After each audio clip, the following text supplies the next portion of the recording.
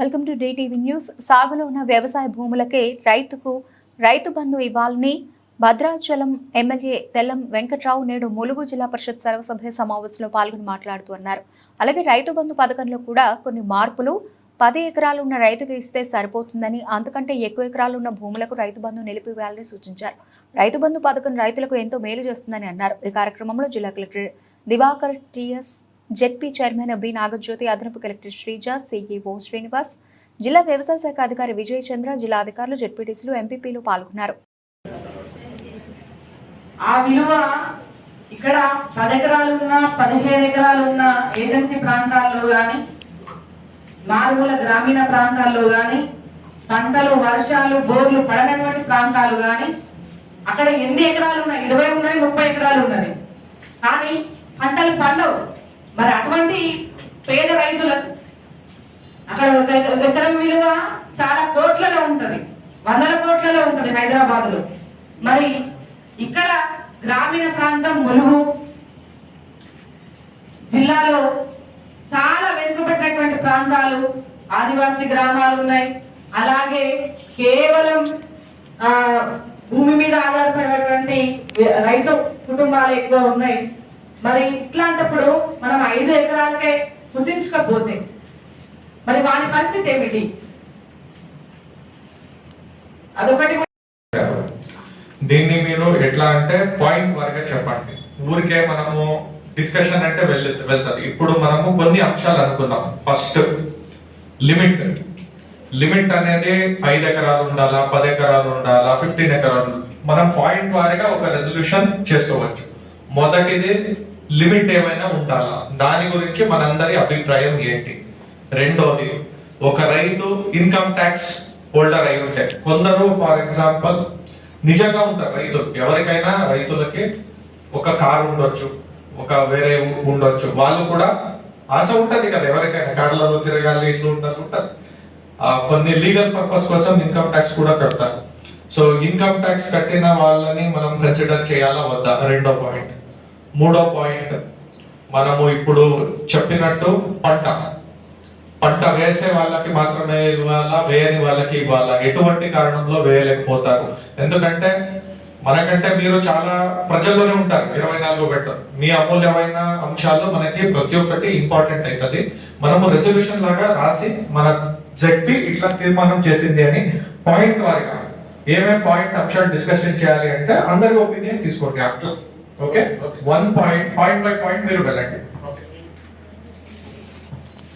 గౌరవ కలెక్టర్ గారు చెప్పిన విధంగా చాలా వాల్యుబుల్ పాయింట్ ఒకటి చెప్పారు. అందులో అంటే ఇంతకుముందు మనకు స్పెషల్ PSCS మీటింగ్స్ కూడా జరుగుతా ఉన్నాయి. అందులో కూడా సేమ్ సార్ చెప్పిన ఒక పాయింట్ కూడా వచ్చింది. చాలా మంది ఇప్పుడు రైతులు ఉంటారు, వాళ్ళు ఏంటంటే కారులోను బ్యాక్వర్డ్ మండలాలు నేను చేసిన బ్యాక్వర్డ్ మండలాలు చూస్తే అక్కడ కూడా ఈ ములుగు కూడా అవి ఇన్ఫీరియర్ గా ఉంటాయి చాలా వరకు.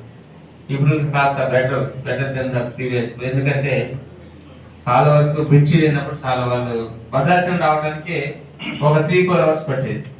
ఈరోజు లక్కీ మనం 7 నగర్ బ్రిడ్జ్ పడ్డది. ఈరోజు అందరి ప్రజలు కూడా 2 వనరులు హ్యాపీగా ఉన్నాయి. కమ్యూనికేషన్ అండ్ ట్రాన్స్పోర్ట్ ఫెసిలిటీస్ కూడా వాళ్ళకి ఏదైనా డిసీజ్ రివన్ వచ్చినా కూడా చాలా వరకు భద్రాచలం వచ్చేవారు. నా హాస్పిటల్కి దాదాపుగా ఒక 10-20 మంది వెంటాపురం వారిన వాళ్ళు ఉండేవారు. ఈరోజు ఆ కమ్యూనికేషన్ కట్ అయింది. వాళ్ళు నియరెస్ట్ గా వరంగల్, వాళ్ళ నేటి నగర్ కూడా దగ్గరగా ఉంది, బాగా హ్యాపీగా ఉంది, సంతోషం. అలానే ఈ రైతు అనేది ఎంతవరకు ఉన్నా కానీ ఒక కటప్ ఉండాలనేది ఆలోచనతో ప్రభుత్వం వచ్చింది. గౌరవ ముఖ్యమంత్రి గారు కూడా. నా అభిప్రాయం కూడా ఏంటంటే చిన్నవాడికి అందాలి, చిన్న రైతు కావాలి.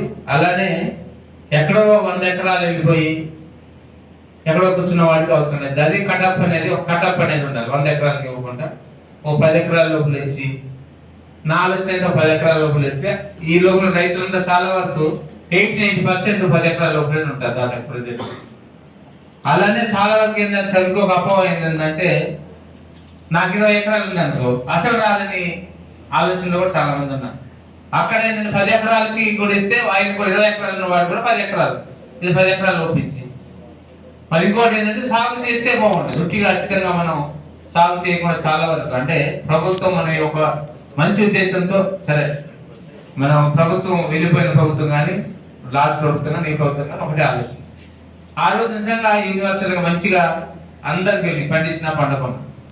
దానివల్ల ఏంటంటే కొద్దిగా బడ్డీ ప్రభుత్వానికి కూడా బడ్డీ వస్తుంది, కొద్దిగా బడ్డీని మోయాలి.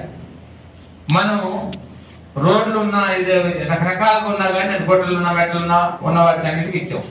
కానీ సాగు చేస్తున్న వాటికి ఇస్తే దానికి ఒక వాల్యూ ఉంటుందని ప్రభుత్వం మంచి ఉద్దేశంతో ఈరోజు తీసుకుంది. సాగును చూసి రేపు సాగు ఎలా చేస్తారు, దీన్ని సాగు చేస్తున్నారు లేదనేది ఒక ఆలోచన చేసి అవసరమైతే ఇంకొక ₹2 అదనంగా కూడా ఇచ్చు. సాగు ఉంటే మనం ఈరోజు 12,000 అన్న దానికి అవసరం 12,000 15,000 కూడా చేసి సాగును దాన్ని ఇస్తే బెటర్ గా ఉంటుంది. ఎందుకంటే నిజంగా జెన్యున్గా రైతుండి నేను రైతుని కాదు, వాస్తవం నేను రైతుని కాదు, నాకు 30-40 ఎకరాలు ఉంది ఎవరికో ఇచ్చుకుంటున్నాను, నాకు రైతు బంధు వస్తుంది. దానివల్ల ఆ సాగు చేసేవాడు కూడా వెళ్ళట్లేదు.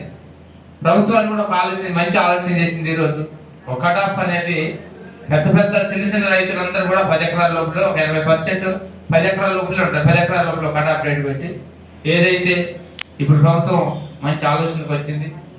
మనం పండించిన వాడికి పంట, రైతు సాగు చేసిన వాడికి అందాలి అనే ఒక ఆలోచనతో ఇది మాత్రం ఖచ్చితంగా ఇంప్లిమెంటేషన్ జరిగితే స్థిరకాలంగా ఉంటుంది.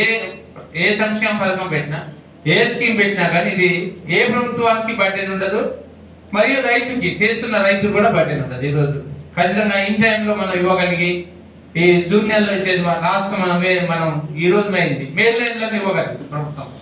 అందుకే ఖచ్చితంగా చేసేవాడికి సాగు చేసేవాడికి ఇస్తే బెటర్గా ఉంటుంది నా ఆలోచన. మీ ఆలోచన కూడా అందరూ అభిప్రాయ సేకరణ చేయమని ప్రభుత్వాన్ని ఈరోజు ప్రజాప్రతినిధిగా రైతులు కూడా మీటింగ్ పెట్టాం.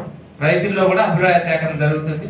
రైతుల్లో కూడా చాలా మంది ఒక 10 ఎకరాలు కూడా పెట్టండి సార్ మంచిగా ఉంటుంది అన్నారు. సాగు కూడా చేయాలని అన్నారు. చాలా వరకు సాగు చేయకుండానే బీడు భూమికి ఇస్తున్నాం. వాస్తవం బీడు భూమి కూడా ఈరోజు ఒక మంచి ఉద్దేశంతో పెట్టింది. పంట పండకుండా ఇవ్వకుండా వివేది అనేది బాగుండదని నాకు ఆలోచన.